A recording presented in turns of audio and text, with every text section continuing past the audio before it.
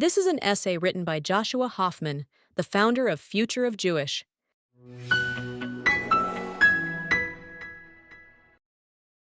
There's a strange obsession in much of the world, especially in the West, with having an opinion, one way or another, about Israel. But here's the truth: Israel doesn't need you to be pro Israel, and it doesn't care if you're quote unquote anti Israel. Israelis aren't waking up every morning hoping that a college student in Portland or a barista in Berlin posts a supportive infographic. They aren't holding their breath for your approval. We're waking up to take their kids to school, to work a shift at the hospital, to go on a date or see a movie or have a barbecue, to enjoy a few moments of peace between rocket sirens. We're contemplating making a living, balancing the stresses of life, and trying to stay healthy. We're busy living our lives, just like you, even amidst a war.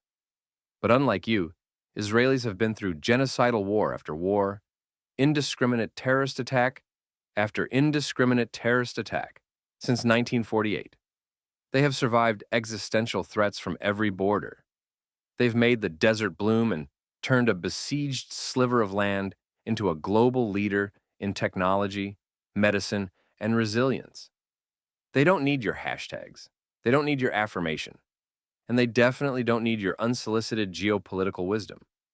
The idea that Israel needs anything from anyone outside of Israel is absurd. Yes, once upon a time, Israel was a fragile, fledgling state, under embargo, outnumbered, and literally surrounded by hostile regimes, looking to find its footing in a post-Holocaust world. Those days are over. Today, Israel is a nuclear-armed regional power, a tech and innovation juggernaut, and one of the most battle-tested democracies on earth. It has survived every war, every boycott, every condemnation. It has endured in a region where many stronger, richer regimes have crumbled into chaos. Israelis don't need your support, your sympathy, or your approval. We know who we are, and we're darn proud of it. But here's the nuance. Just because Israel doesn't need the world doesn't mean it doesn't want to be a part of it. And time again, it has been. Israel gives back. Not because it needs validation, but because it believes in contribution, even when those nations refuse to see it. So no, Israel doesn't need the world to like it. But it does hope that the world will rise to the better angels of its nature, that truth will matter, and that double standards will dissolve. In the meantime, it will continue doing what it always has, defending itself, building, innovating, mourning its dead, celebrating its life, and striving to make the world better, whether or not the outside world is ready to see it.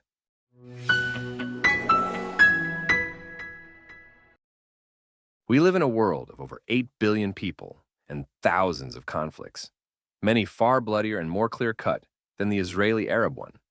And yet, a shocking number of people act as though it is their moral duty to take a stance on Israel and Palestine, often without any historical knowledge, fluency in the languages, or direct connection to the region.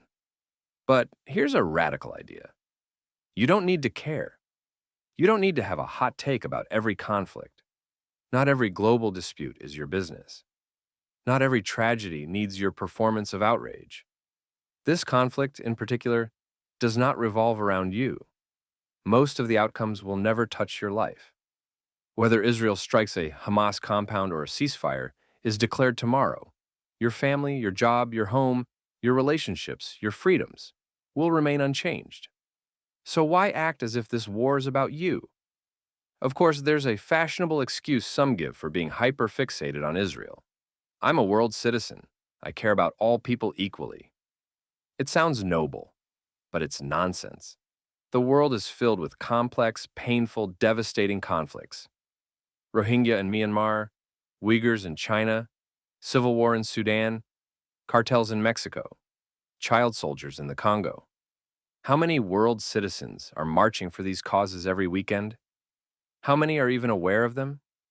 The reality is that people selectively moralize, and Israel has become a lightning rod, not because it's the most urgent issue on earth, but because it's convenient, because it's trendy, because it makes people feel like they're on the right side of something. And let's be honest, because it's the Jewish state. That makes it an easier target in a world where anti Semitism often rebrands itself as humanitarian concern. Some critics think they're helping Israelis by opposing Israel's government or military. They say, we're not against the people, just the state. But this is insulting and reductive.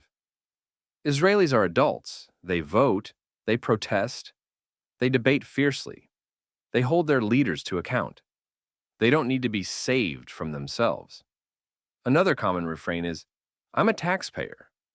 My government aids and/or trades with Israel. That makes it my business. Okay, let's follow that logic.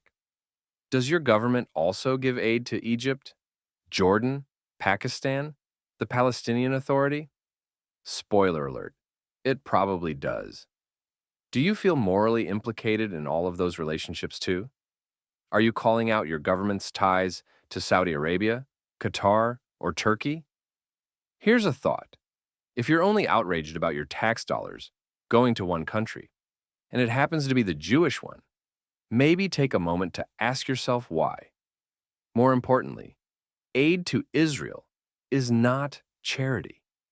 It's a strategic alliance. The U.S. gives aid in the form of military assistance, most of which must be spent on American defense products, benefiting U.S. industry and securing a key democratic ally in a volatile region. Meanwhile, tens of billions in aid to the Palestinians have vanished into terrorism, offshore accounts, corruption, gross mismanagement, and failed governance. Where are the protests about that? Why is Israel always expected to be flawlessly accountable, while the Palestinians and other nations get a permanent moral pass? Let's be blunt. No country on earth is talked about, condemned, and scrutinized as much as Israel. Not China, not Iran, not Russia, not North Korea. Israel, a sliver of land the size of New Jersey, takes up more time at the United Nations than any other country. It gets more coverage, more outrage, and more protests than regimes that openly commit genocide.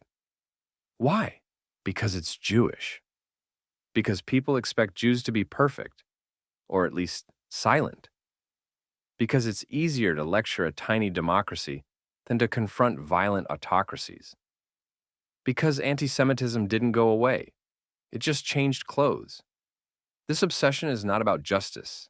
It's about projection and prejudice.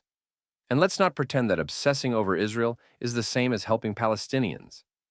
The people most loudly chanting Free Palestine rarely demand that Palestinian leaders hold elections. They never talk about Hamas torturing dissidents. They ignore the way billions in aid have been embezzled, misused, or funneled into Islamist terrorism. What about real Palestinian liberation? The kind that involves jobs, education, civil liberties, women's rights, and peace. Those goals are impossible under Hamas and the Palestinian Authority. But saying that would require you to stop blaming Israel for everything and start holding the actual Palestinian leadership accountable. And that doesn't fit the script, the obsession. In fact, the ability to obsess over Israel from afar is a luxury of peace and privilege.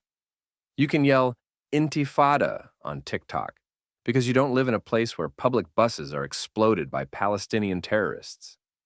You can chant from the river to the sea at a campus rally because no one's trying to throw you into said river or said sea.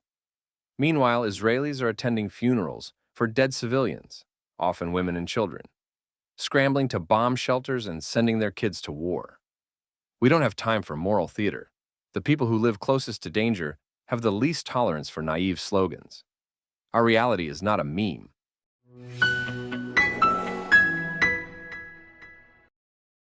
We live in an age where having a public opinion feels like a requirement, especially online.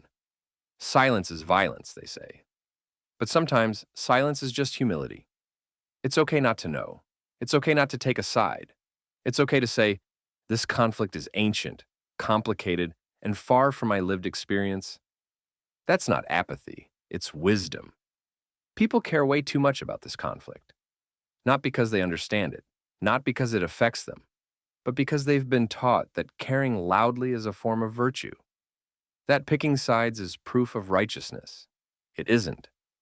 Sometimes the most righteous thing you can do is not center yourself in someone else's story.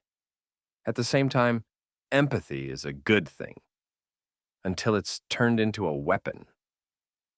No Israeli or Jew is telling anyone not to feel heartache over the suffering of innocent Palestinians. But when that empathy is used to justify violence against Jews, erase context, or demonize an entire country, it stops being empathy and starts being emotional blackmail. Two things can be true. Innocents suffer in war, and Israel has a right to defend itself from terrorists who deliberately embed themselves among civilians. If your so-called empathy only flows in one direction, it's not empathy, it's propaganda. And here's where it gets even messier. Many of Israel's critics aren't actually talking about Israel. They're talking about themselves and projecting their own stuff onto a conflict they barely understand. They see colonialism, where, in fact, the Jews returned to our indigenous homeland. They see apartheid, where, in fact, Israel features civil integration and equal rights. They imagine Israel as white, even though most of its Jewish population is Middle Eastern or North African. In their minds, Israel becomes a stand-in for all their perceived grievances. But Israel is not your metaphor. It is a real country with real people facing real threats.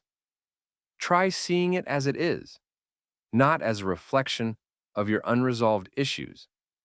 And let's not even start with the people who think they're entitled to weigh in on Israeli policy because they've donated to an Israeli nonprofit. That's like claiming a stake in German elections because, once upon a time, you gave however much money to the German Red Cross. And finally, a dose of humility. Most people with loud opinions on Israel don't know what they're talking about. They don't know the difference between the West Bank and Gaza. They don't understand what happened in 1948 or 1967. They can't name a single Israeli political party or a single Palestinian one. They've seen a few clips, read a few headlines, maybe followed a few influencers, but that doesn't make you informed. It makes you performative. You wouldn't accept brain surgery from someone who skimmed a textbook, so why accept foreign policy analysis from someone who skimmed Instagram? So, the next time someone demands to know your opinion on Israel, consider this. It's perfectly acceptable to say you don't have one.